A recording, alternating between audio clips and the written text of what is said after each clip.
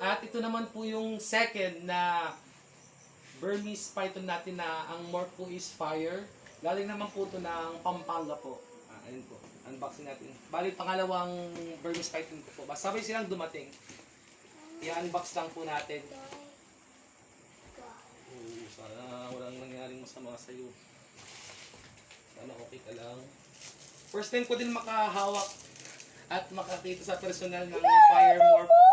Sayang hindi ko nakuha yung morph na gusto ko, yung ivory. Pero soon, sana makuha tayo.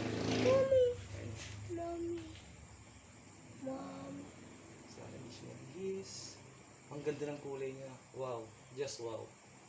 Uy, bakit di? Hindi siya nagigis. Hindi siya nagigis. Kakaalam mo lang. Wow.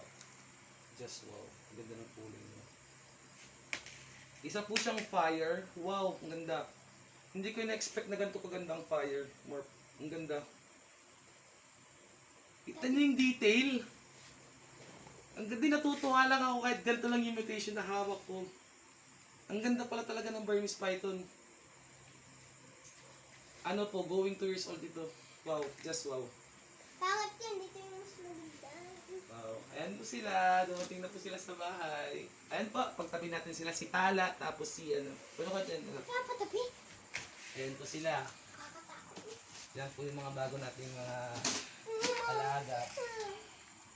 Isang fire morph, tapos isang albino. Yun lang po. Salamat. Bye. Ay, gusto